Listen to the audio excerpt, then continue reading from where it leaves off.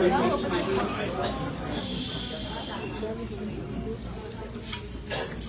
going to have two eulogies at this time. So I'm just going to ask you to silence your cell phones during the eulogy. Thank you.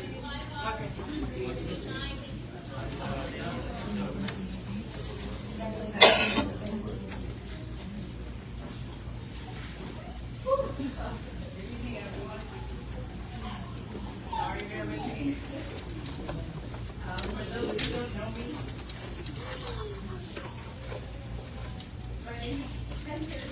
I'm one of the thank you all for being here today to celebrate what I have now. She was more than just a grandmother. She was a source of wisdom, warmth, and comfort. She had this way of making everyone feel welcome, whether it was through her cooking, her laughter, or just her quiet presence that always seemed to make everyone feel okay.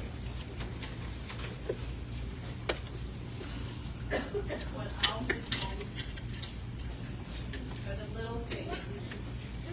The sound of her voice calling my name, the way she tells a great story, that make it funnier every time. The way she light up when we're all gathered together. She had this amazing way of making people feel loved, even when she was roasting you. You walk in and say, "Oh, Peta Papa." "Oh, you gained weight." But then she'll still tell you to keep eating more rice. She also loved giving us nicknames. Everyone, Mama, Jocelyn Amadago, or Mama Padya. My husband would joke around with her, and she would always say, "Di malakasan tol bukol." I'll miss that. And now, you left behind so much love in your children, your grandchildren, your relatives, and everyone lucky enough to have known you. Your spirit will always live on in the way we treat others, and in the laughter around our tables. Though we're heartbroken that you're gone, we're also grateful. Grateful for every moment, every memory, and every lesson you gave us. Most of all, I'm so grateful because you provided for us when we were still in the Philippines. You would send us money when Papa wasn't working yet, and you were the one and gave us a good life and bring us here to the U.S. And I don't think I ever got to thank you also when you and your mom would help babysit my daughter Kayla. And I would go to school or work. I know it's late, but thank you for everything. She taught us what it means to love deeply and live simply. She reminded us to work hard, to take care of each other, and to always find something to smile about, even in the hardest moments. Today, instead of only mourning her, we celebrate her.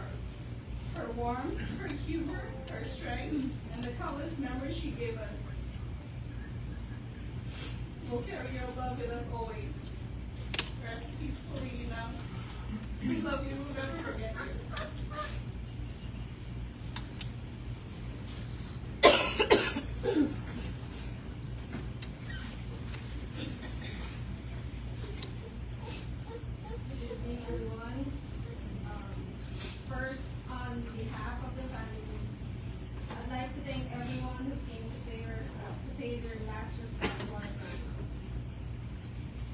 Thank you to family, relatives, friends, and co-workers for being here. And I also want to have a shout out to the family in the Philippines and in Texas who are watching through the live stream right now. They wish they can be here, but their love is sent with all of us.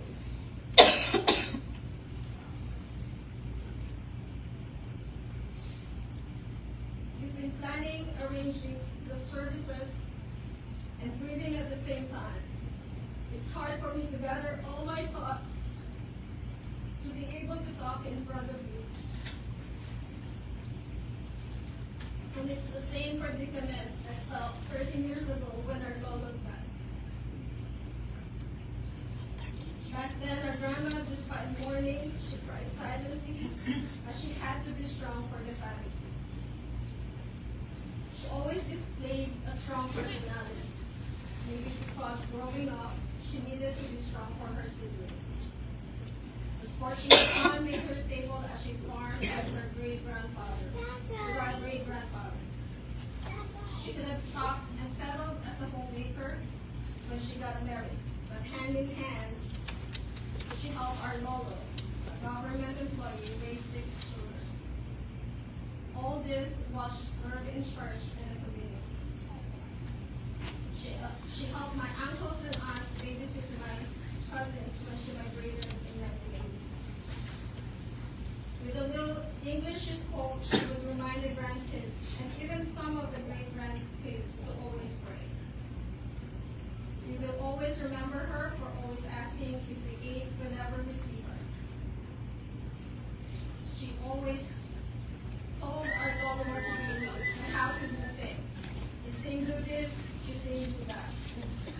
And our Lolo vigilantly and silently just followed the orders of the She is at least.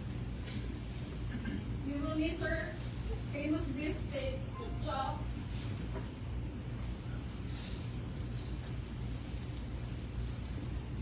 And before she passed, she even asked my aunt to buy ingredients for the niguan because she would make it while she were in the hospital bed.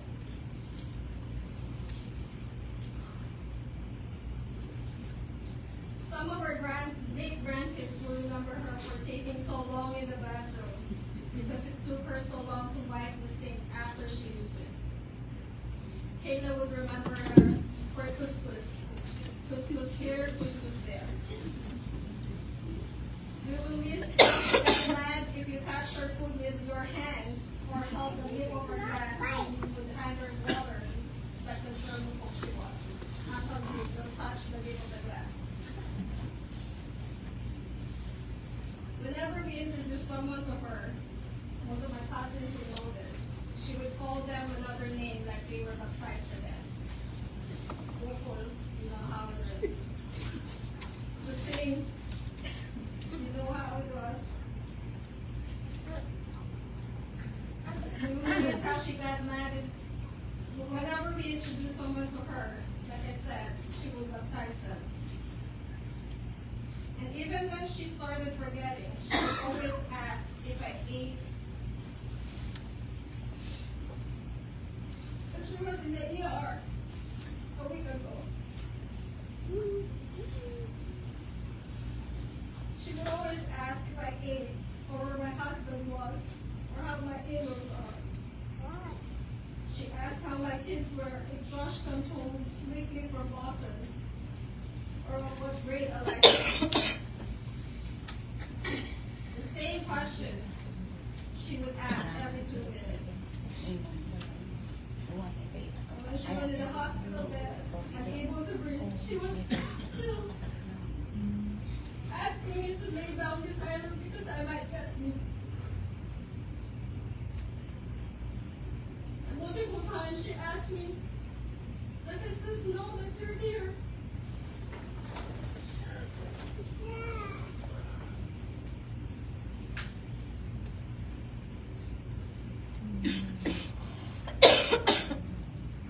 Even when she was forgetful and she was having a hard time breathing, she would always ask me if we were okay. It was never about herself. It's about the other people around her. Her kids, her grandkids, even her great-grandkids.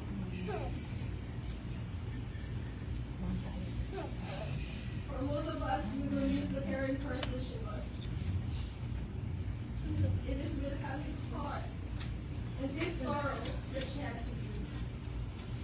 But it gives me the comfort that she lived a good life for almost a century, and that she was able to do something good for all of us. 98 years. She was the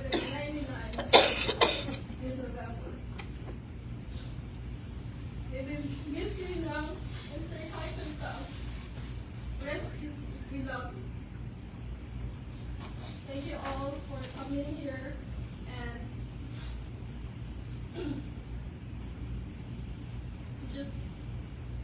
we're just so grateful that everyone came. It's not easy for the whole family to say goodbye. But having all of you here, friends, family, and even co-workers, you give us the strength to move on. Thank you.